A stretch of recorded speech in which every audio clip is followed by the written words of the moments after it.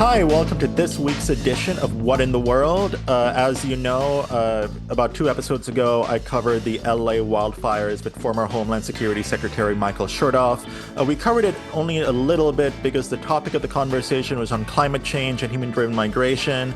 But to me, as a Southern Californian, as a native San Diegan who now lives in DC, these fires are very personal, very tragic. And I was able to actually see this great article written by Tahra Jirari, who's the director of economic analysis at the Chamber of Progress, about why Los Angeles needs its own Operation Warp Speed. I found the ideas really interesting, really innovative.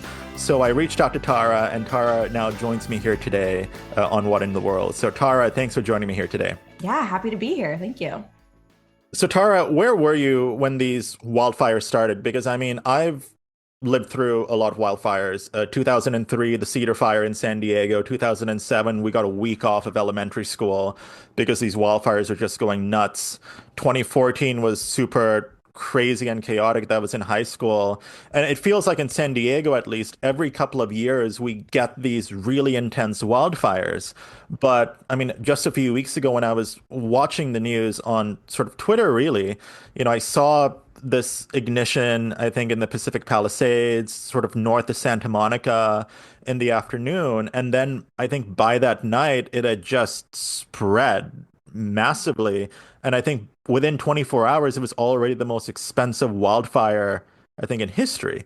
So, I mean, where were you when this all started? Yeah, so I actually found out about it in the most Zoomer way possible. I was scrolling on Twitter and I saw a video of fire starting in around like the West Hollywood area. And I was kind of close to there. So I was a little confused because like I didn't hear anything happening. And then I just look outside my window and I see smoke billowing everywhere. And then everyone realized like that's actually not coming out of West Hollywood. It is just so large. It started around Malibu and it's Yeah. spread that far. And I am originally from the East Coast, so I've never had any interactions with wildfires before. So seeing this, I'm internally freaking out, but everyone around me was acting normal. So I was like, maybe I'm being dramatic.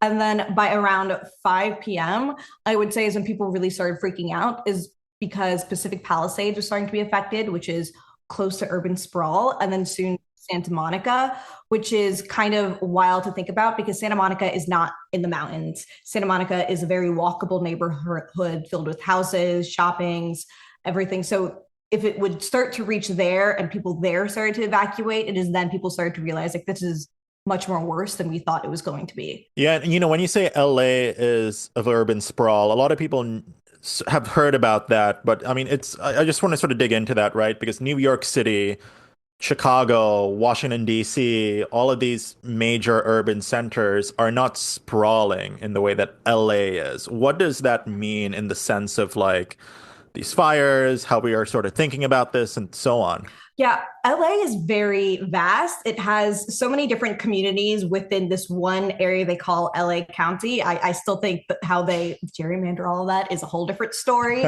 But the way Malibu works is that it's basically, next to all of this vegetation. It is next to all the chaparral and so forth. And then you move a little down and it's Pacific Palisades and it's still next to a lot of vegetation, mountains and so forth. But you start to see a lot of urban sprawls happening, some shops, and you move into Santa Monica. And it's, again, as I mentioned, it is like a suburban neighborhood. You start to see a lot of hotels and buildings pop up there. So for fire to reach all the way to urban areas, you start to get a little worried because you expect it in areas such as Malibu. I mean, there's been cases made in the past where people have had op-eds titled "The Case for Letting Malibu Burn," because as climate change worsens, we kind of expect these things to happen. But to get so close to these communities is where people really started to get worried. Yeah, and I mean, sort of relating it to like my experience in San Diego, I mean, growing up, when I mentioned those fires in '03, '07, '14, so many of those fires were out in more of the rural, the mountains, sort of in the county area. It's sort of not really close to the urban centers. But I mean, what was just psychotic about this was, as you said, how close it was to all the urban centers. But to me was, I mean, the fact that these fires were starting to pop up in all of these random areas. I mean, as you said, right, like sort of Malibu, even Calabasas, I've known that fires in those areas can happen, are frequent enough where this is not out of the impossible, but the fact that we were seeing evacuation orders like stretch into Santa Monica, I mean, that was scary. Like the fact that at certain, It Mhm. was insane. Yeah. And I mean, the fact that at a certain point, everyone knew someone who knew someone who had lost a home, right? Like I was starting to feel that sensation as a Southern Californian, like maybe people I didn't directly know, lose anything, but people who they knew lost a lot. And I knew multiple people like that, particularly from Orange County and Los Angeles. And I mean, even in San Diego, we have, I think, a border fire right now that's raging. Uh, but the fact that these Santa Ana winds are coming in so intensely, and I think last week there was a small fire that started near the UCSD area that freaked me out because my parents live near there.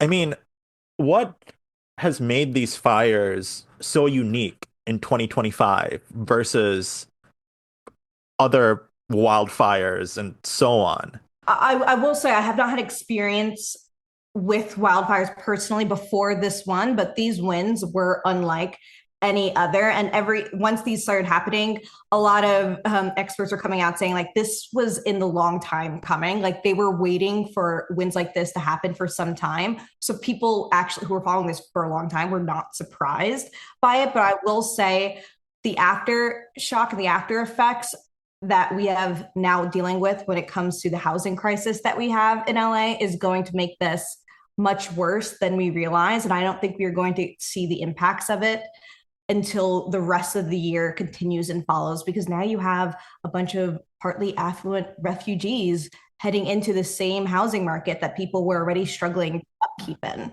And yet, some of the reforms that are coming out of this are to just rebuild the same home that you have, but slightly bigger. And it's like, no, I think we should use this as a time and realize like crises lead to opportunities to rethink the current strategy of how we are governing this current city, because continuing to stay on the same path and having people just let go into a subset of houses when clearly we have more people here than we are for the supply of houses is only going to lead into chaos. No, absolutely. And I mean, for our audience, I've often branded the Burn Bag as a national security podcast, but part of our shtick is that we want to redefine what national security means. And in my mind, national security is the security of the nation, the security of the people. And part of that is homeland security, which also means public safety. And if you listen to our last two episodes, we talked about climate-driven migration. Climate change is going to be causing a lot of this. But also, like, what are the steps that we can take to mitigate these disasters, one in a preventative sense, but then also to build resilience after the fact. And your op-ed in Medium really digs into that, particularly about the linkages between the housing crisis. But before we sort of dive into a lot of the weeds on the policy recommendations you have, like, let's just take a step back. Uh, for our audience, I mean, what was the scale of damage? Like, what are some of the numbers, I guess, that are popping into your head when we think about these 2025 fires? So I think as of now, around over 16,000 buildings were destroyed, and you had over 180,000 residents who were displaced. Only until a couple of days ago, where Pacific Palisades residents were able to come back to their homes. Most of them don't have a home to come back to. Yeah. They have allowed hotel stays to continue and so forth. But at one point, people are going to need permanent stays and they just don't have answers for that. And to really put it into perspective, for example, in 2023, the amount of building permits that were given in Los Angeles were just 24,000. So when you have 16,000 homes that were lost within just one fire and only 24,000 permits were given in 1 year to just start build, it shows how far behind Los Angeles is when it comes to producing housing. And if you look at the entirety of the US, California obviously has like one of the highest underproduction gaps. It is close to 900,000 units needed in California just to close that gap. So that's not even enough to be like for everyone to have a house and more. It's just to close the underproduction gap. Gee, that's crazy. And I mean, I'm not as familiar with the situation of the housing crisis in Los Angeles, but I'm very familiar with the housing crisis in San Diego, which is, the little neighbor down south. But, I used to work in I used to intern in local government, and the housing crisis was the focus for so many mayors, so many politicians, and nothing could ever seem to get done in terms of addressing that. Rent would skyrocket. People wouldn't have places to go. People would try to, build up instead of build out. And I think with San Diego, San Diego's locked in, so there's just no more space. But the challenge you're talking about with Los Angeles almost speaks to, those policy challenges, those policy holes that are limiting actual building. As you said, permitting is so there just isn't enough, and it's so slow. So, I mean, what in general has been wrong with the system? Is it just permitting? I guess when I'm asking that question, because that's a massive question. Yeah, there are many factors that Yeah, go into so I guess let's talk about like what led, to this crisis. Your piece covers a little bit about wildfire prevention programs.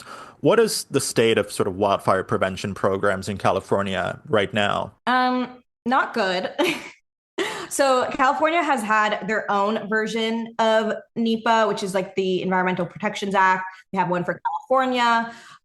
It was put there to help understand like which environmental reviews were needed for development projects. And then we soon found that to be quite a cumbersome issue that led to a lot of projects not being able to be built for very small areas. I think in California, there was once the case of an owl habitat being found in a forest where they were trying to trim it down, clean some of it out. So in case there is a fire in the future, it would not be as bad. But because they found one owl habitat, it got blocked within the environmental review phase. That took years. And in that time, a fire came in and blew it all away, including that habitat.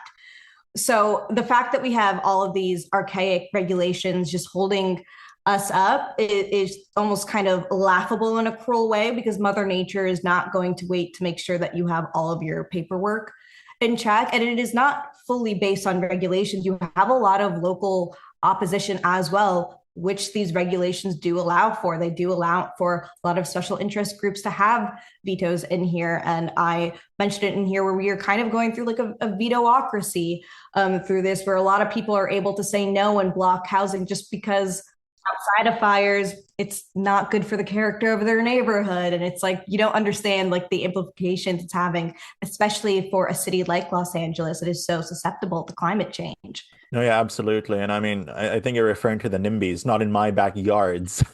Yeah, I am. I am referring to the NIMBYs. So that law you mentioned, is that what CEQA is, or is CEQA something different? Because for our general audience, a lot of people will be digging into this and they'll often see things about CEQA, CEQA.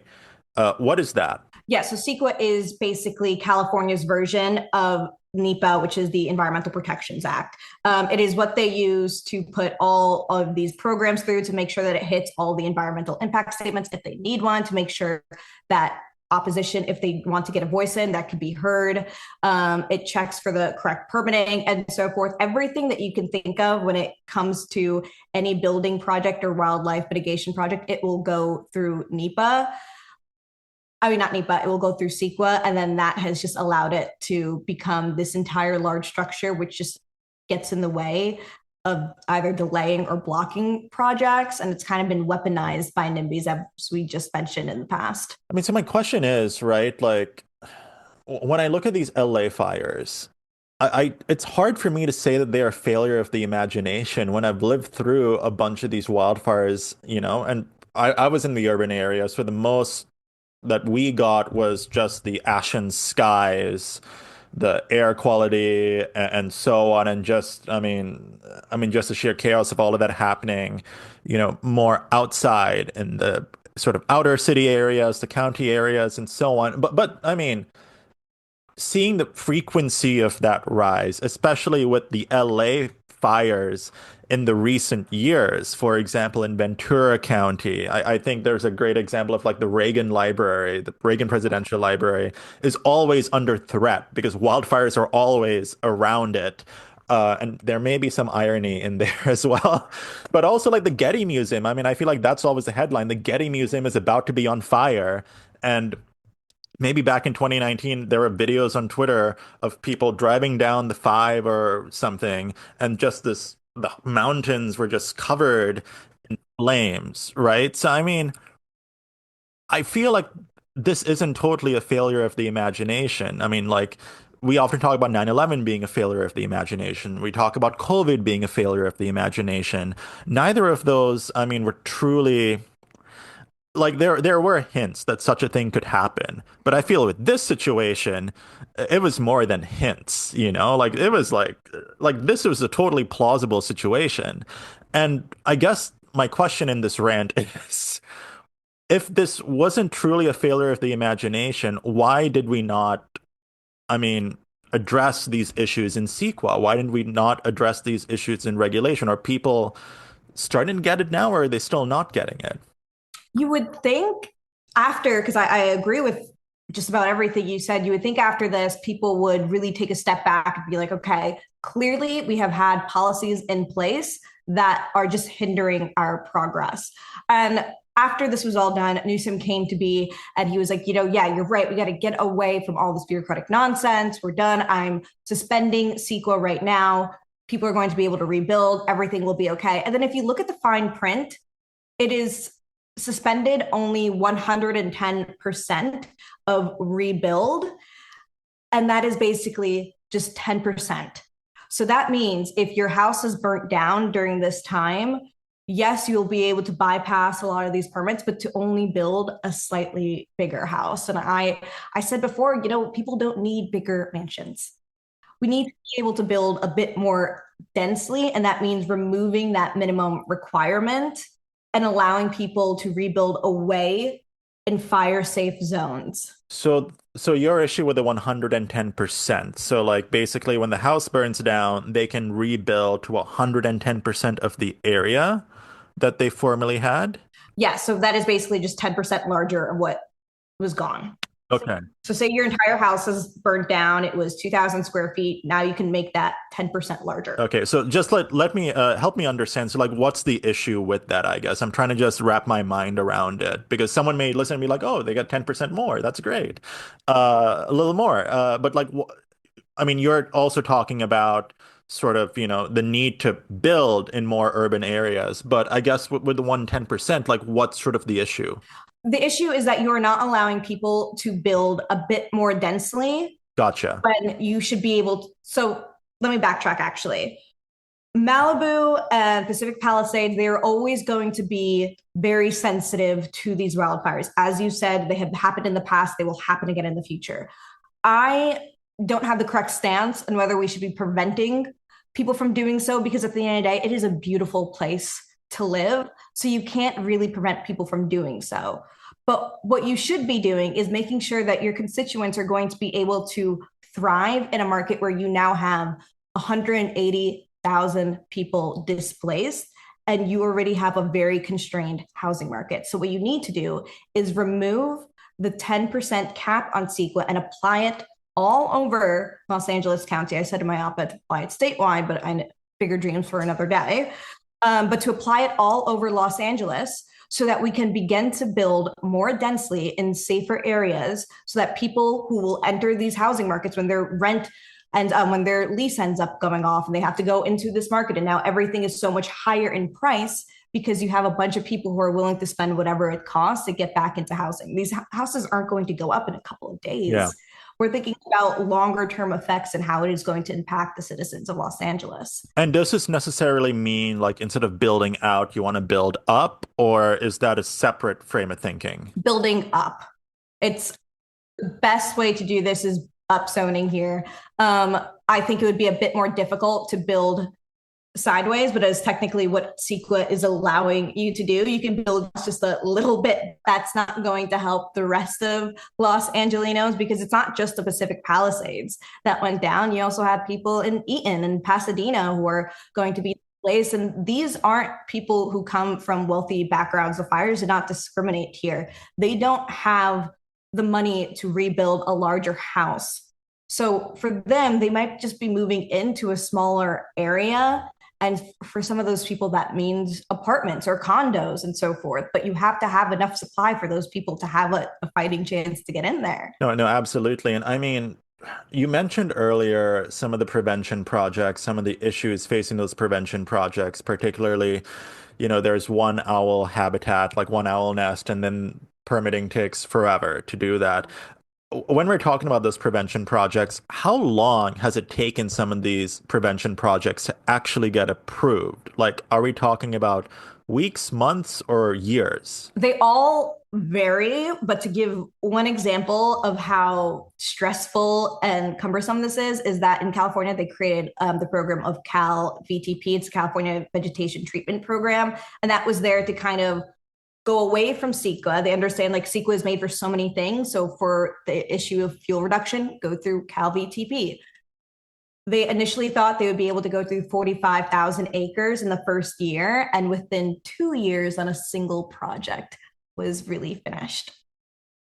So, and on the federal level, it is even more maddening. On the federal level, if you go through NEPA, prescribed burns can take on average 4.7 years. And if you need an environmental impact statement, it can go up to 7 years itself. And that is just for treatment to start. Obviously, many fire cycles will have gone through it during that time.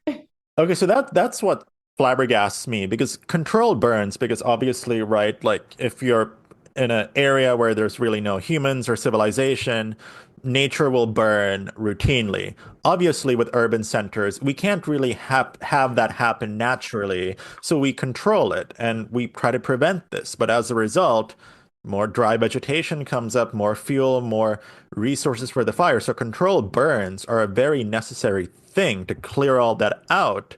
But I mean, you sort of need you need a controlled burn more than every 7 years. Yes, yeah, that is for us what seems to be logic. But again, these are very nuanced niche policy ideas that don't come into fruition or light until a crisis happens. And it's part of the issue that we have in America. It's like we'll have an issue happens and then we're really good at rebuilding past it because now you have the public involved and you're like, wait, why does it take that long to get through something? Because unless you are in the very small public policy world or you are a government employee or you're working on these specific issues, it's not something that is coming front to mind. So it's very difficult to understand how these things could come to be. But if you work in the government, you're quite aware of the loads of paperwork that take to just complete one single project. Yeah, and like I guess like because again, sort of going back to the point about the failure of imagination, like 9/11, I mean, was the first time we had hijackers weaponize planes to fly them into buildings, and that was a big shock to the system, resulted in TSA, resulted in all these other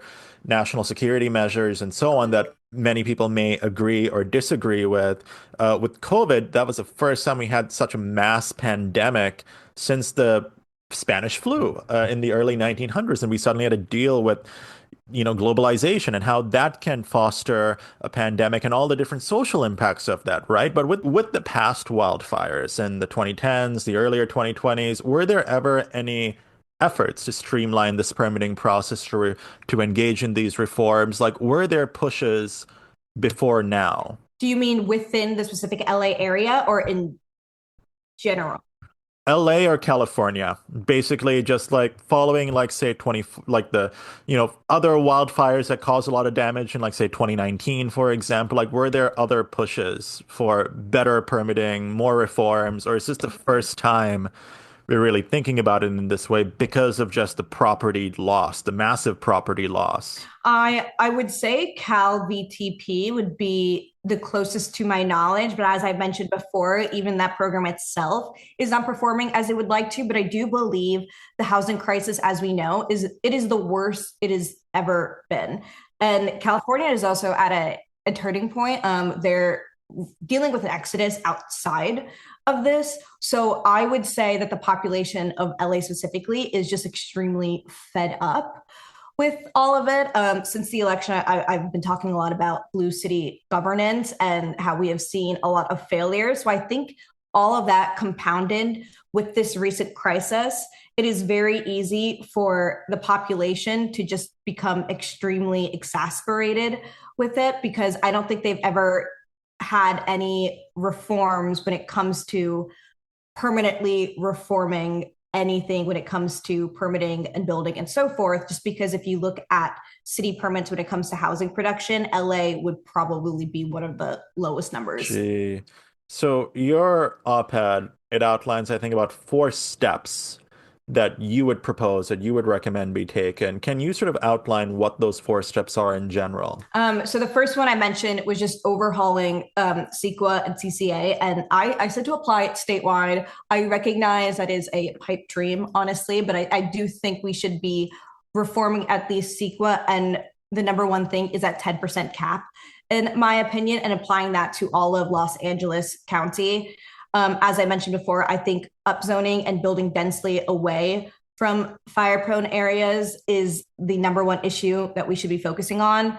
As I mentioned before, when it comes to moving to the Malibu or the Pacific Palisades, such a beautiful piece of land. It's going to be very difficult to prevent people from doing so.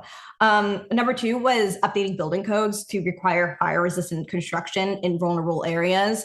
I believe it was Patrick T. Brown from the Breakthrough Institute. He wrote about how stucco has proven to be more resilient, and it creates creating also buffer zones of vegetation near structures is also a great idea. There were stories coming around of, I believe it was this one unit, it was a downstairs unit and a top unit, and they probably could have been safe, except there was a lot of, shrubs in front of the house. And because those shrubs were not maintained, the place got on fire. And that doesn't even need a prescribed burn. That just needs a weed whacker. So I think, keeping a track of that is something small, but will help in the long run.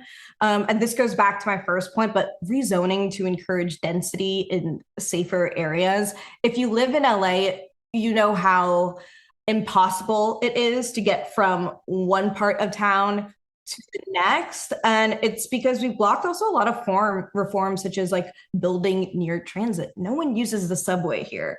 I like born and we have one. I am born and raised in New York City. When I moved here a year ago, I thought people were lying. I took the train here and people looked at me like I was crazy. And I understood it because it was very difficult to get there. I had to walk a mile to get there, and then it dropped me off nowhere kind of close to where I needed to get. So I was like, yeah, that's a big issue. And then also, there is a large public safety issue there. So we need to build one more transit so that it becomes something that people feel more accustomed to use. And also, it allows people to want to live there more. So building near transit is also a great area. And then also reforming insurance regulations. This is something that is it's such a muddled mess that I believe there are people smarter than myself who are able to understand and navigate this. But LA has clearly been dealing with a very large insurance program. State Farm and I believe one other have just completely abandoned LA County. A lot of this has to do with Prop 103, which insurance companies can't really raise the rates itself, and it caused a lot of insurance companies to just not renew at all. And then it led to a lot of people using the city's version, which is the fair plan. And then now that is just overrun itself, and it's just not going to be able to pay people out what they need to be paid. So we are still currently seeing the effects of that. But starting with Prop 103, which is, I've heard, a political meltdown to touch, would be, if someone is out there and brave enough, would be a good place to start. Gee, a lot that I want to follow up on with those 4 recommendations. Our audience, I said earlier that I think some of the situations the Reagan Library is dealing with is ironic. I said ironic, not necessarily to make a political point, but more so to address the fact that President Reagan, when he was governor of California in 1970, was the governor who signed CEQA at the time. So it's been that long. It's been that long, 55 years since Governor Reagan signed CEQA, and now his library is at risk of wildfires, right? Uh, but the second point you mentioned, fire-resistant construction, uh, that feels like such an obvious thing, especially in fire-prone areas. Why is that not mandated? Why is that not common sense? One would think that would be common sense, fire-resistant construction. I I think the easiest answer there is that it is costlier to do so, Okay. but in the long run would be safer. We've also seen examples of people using cement more. The houses that have been built in more recent years, there have been pictures that have gone viral of like these houses have just stood up still, like living through the fires, while their neighbors whose homes were probably built before the 1970s or around that just completely perished. So clearly, we need to just upgrade the materials that we use for housing, but it's also difficult because we make it hard to build housing. So a lot of the existing structures were just built in a time where they weren't thinking that far ahead. And I guess like would there be any issues with like earthquakes as well? Because I mean we got to make these buildings like earthquake resistant. Mhm. Would cement be an issue, for example, with that? Oh, I actually would not be the one to ask Yeah. there. But No I'm sure worries. it's another dark hole. Oh, gee, that's the next disaster that I think we're all worried about in Southern California. We were talking about the big one, the earthquake like striking, because I Do mean, you want me to move? I'm already I worried. already left. I mean, I love Southern California, but I mean, so many issues that compelled me just personally to move to an urban city with really good transit. I think that's the other thing.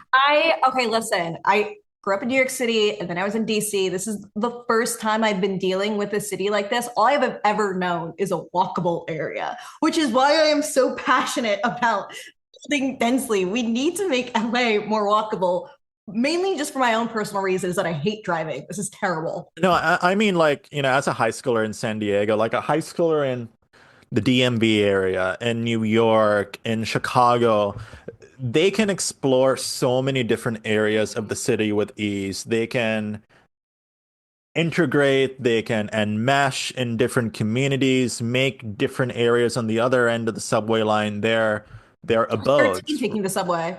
right? Yeah, and like it'll take like what, 20 minutes in Chicago sometimes, right? To get from one area to the other. Like I could go from Hyde Park in South Side Chicago, where U Chicago is, 6 miles within 20 minutes to get to the middle of the loop in downtown. Now in San Diego, I live near UCSD, which is sort of off the border of La Jolla, and I went to a high school called La Jolla High School, which is smack dab in the middle of La Jolla. So one would assume that that should be a 10-minute ride. No, friends, it was a 45-minute bus ride every morning, an hour back every afternoon. And that's within the same neighborhood. That's Yeah. what I'm saying.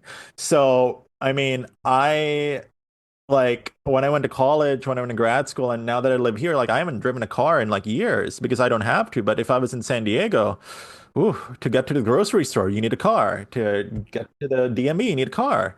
To do anything, you need a car. So I mean, this transit problem, let's dig into that a bit more because as you said, transit allows people to want to live in different areas. It makes places more accessible. What are your thoughts? Um, I think it goes back to what I mentioned before. One, it is just not vast enough to enter the areas that you would like to. And also, public safety is a large one there. You're seeing it like happen in New York as well, where people are just refusing to take the subway at times now just because of recent stories. And LA, I took it just a couple times and witnessed things that I would not like to witness. So I think having good public order is number one for a lot of people because yeah, we can continue to build transit, which they are doing here. I will say I have seen some come up in the year that I have been here, but it's going to take a lot to get people to want to use it. I think building housing near transit will be another good step to encouraging that because people are going to realize like, hey, okay, if subway's right there, it's going to take me 10 minutes to get there. I don't have to get stuck in traffic. Many people are going to adopt that mentality. Traffic ruins everyone's lives. No one wants to be stuck behind a steering wheel for an hour. So I say there's strength in numbers when you start to encourage people to use the subway. And you also talk about, building housing near transit centers because oftentimes what is a stoppage to people using transit. It's the last mile issue. You're either getting caught in traffic to park your car at the subway station. There's no easy way to walk the 3 miles home from the subway station. And, and that subway station, like in San Diego, for example, they build a new, we call it a trolley in San Diego because it's above ground.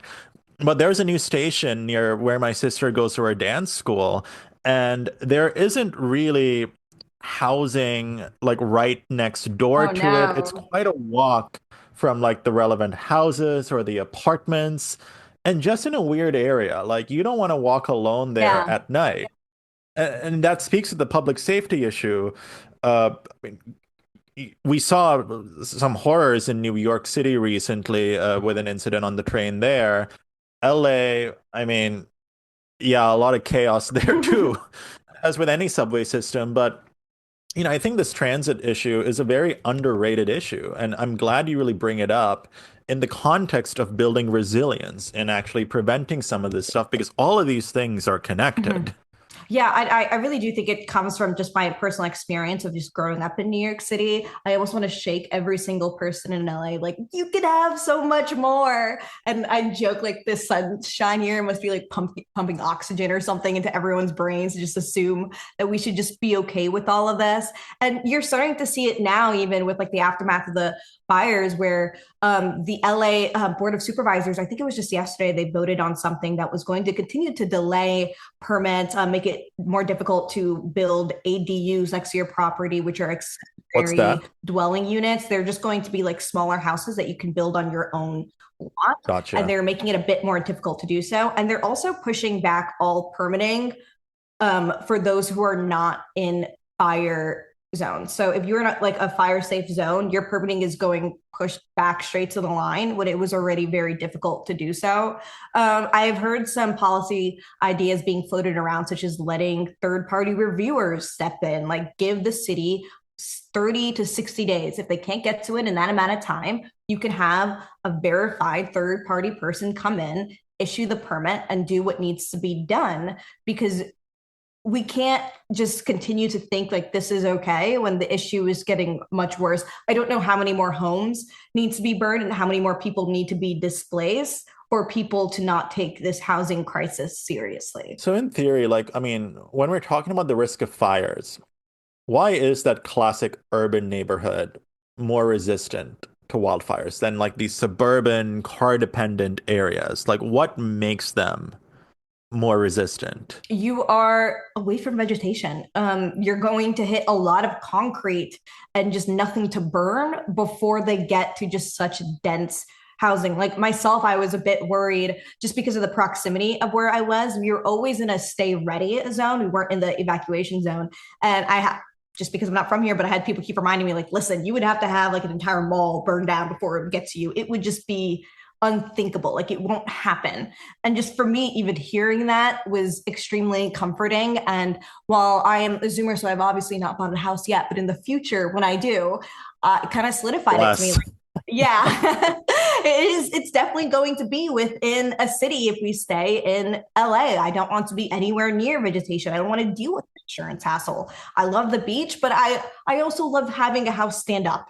Yeah, like I mean, I want to buy a home too, and obviously my destiny's taking me to the East Coast where perhaps these wildfires, hopefully, won't be so commonplace. Maybe we'll check back in 50 years once climate change hits all of us.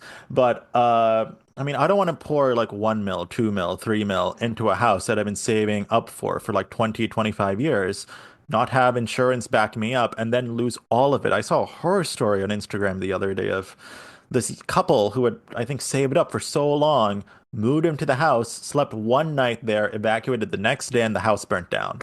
No insurance, nothing. And I mean, you're destroying dreams. Yeah. You're destroying dreams. And for the people who are lower on the socioeconomic totem pole, they're losing everything. I Mhm. mean, they're absolutely losing everything. And especially if your insurance has already dropped you during this time, and if your home burned between that time, what do you do? You know, like the options are just so slow and slim. And when it comes to waiting for government help and government intervention, it is too slow for the average person to hold and wait on. We can't wait for the paperwork to go through. We can't wait for all the permitting to happen. You need to be able to suspend these, in my opinion, permanently and allow people to build as much as they can as fast as possible. Yeah, and I don't want to get too partisan here, but I mean, I think one thing that's frustrated me watching this from DC is seeing, the Republicans blame the Democrats for like, not clearing the brush or needing to let the water flow. The Democrats being like, Republicans, this is a result of climate change. Like this stuff's gonna get what like, like I feel like everyone's arguing about this, like Gavin Newsom versus Donald Trump on the tarmac, and like everyone's focusing on these political fights while people are burning, their livelihoods are burning. So, I mean, Yeah.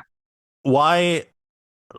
And in a way, I feel like that also gives me hope in a weird way that this should not be a partisan issue, that there are non-partisan, bipartisan solutions to this. I mean, we've been really in the weeds and all of this policy stuff.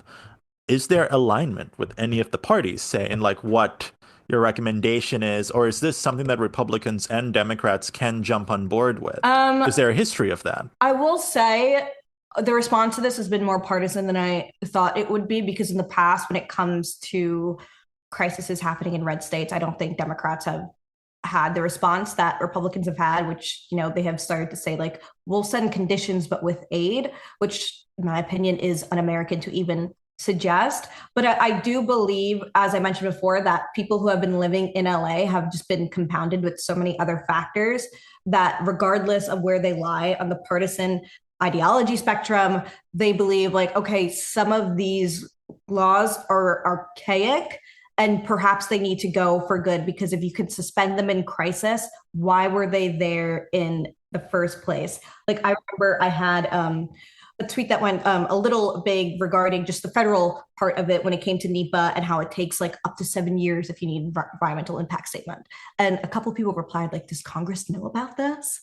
And like, it's just laughable to anyone in like the policy permitting space. Is like, we've been trying.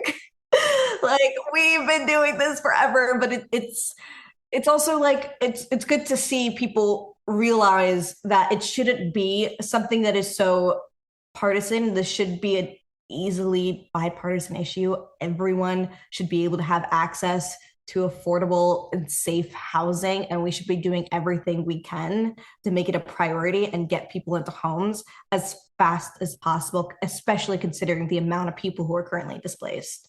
No, yeah, absolutely. And on Prop 103, can you sort of outline what that is again? And also sort of let me know, like, are there people who are working to change Prop 103? You said it's sort of it's sort of a long gone wish, but I mean, is there Yeah. is there any efforts at all on that?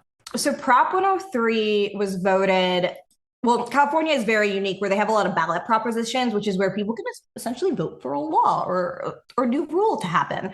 And sometimes that is good, and sometimes things happened way in the past and you kind of forget about it until it comes into play, and it's like, who signed this? And it's like people for decades ago, and you don't even know if they still live here or not.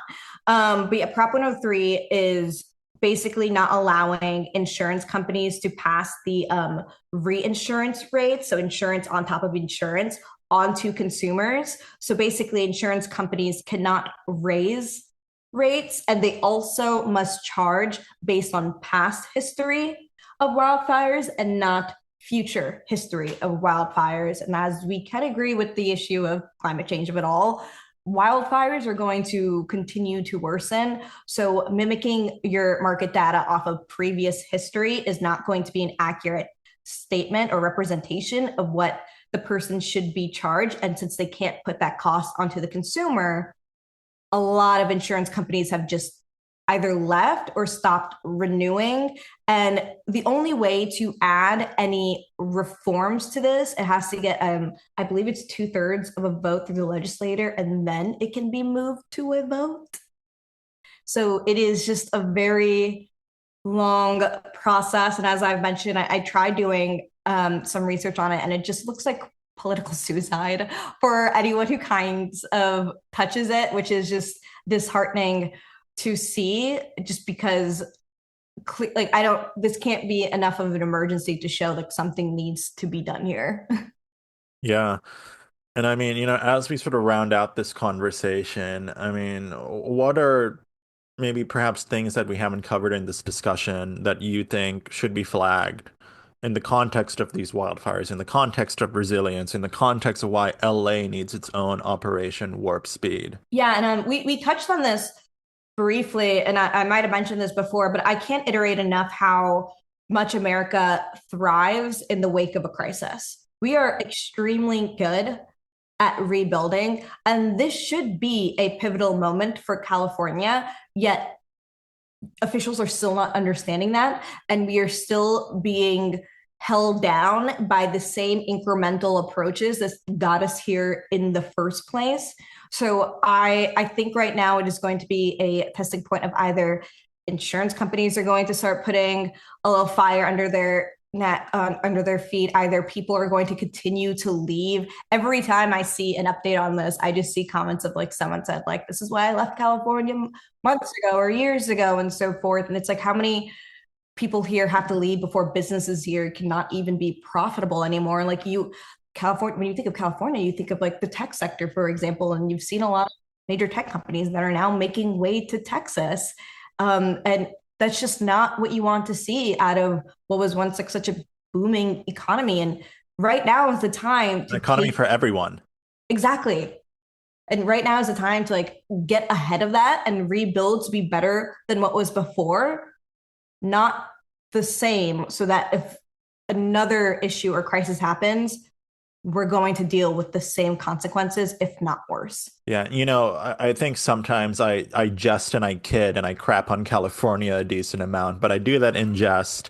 But also because I mean I do love California. I was a lifelong Californian. I will always be a Californian. It's in my blood, it's in my veins, and I miss California every time I fly to San Diego. And I mean, these fires have broken my heart in many ways. And I mean, one of the reasons I really wanted to do this episode, have this conversation, is because I want California to be better.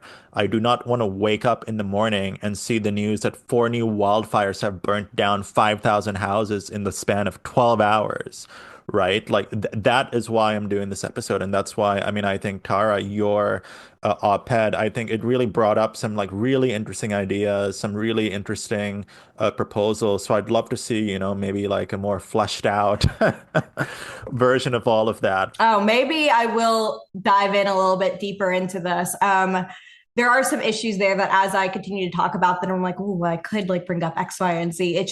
It's so convoluted where it is so difficult to get the entire into one specific piece without it itself being an entire policy paper. Yeah, no, definitely. I mean, I hope we can see that because I'd love to see more of those ideas extrapolated on. But for now, Tara, thanks for joining me here on What in the World. This was a really good conversation, a really insightful conversation, and a conversation that really brought up a lot of things that people are not thinking about.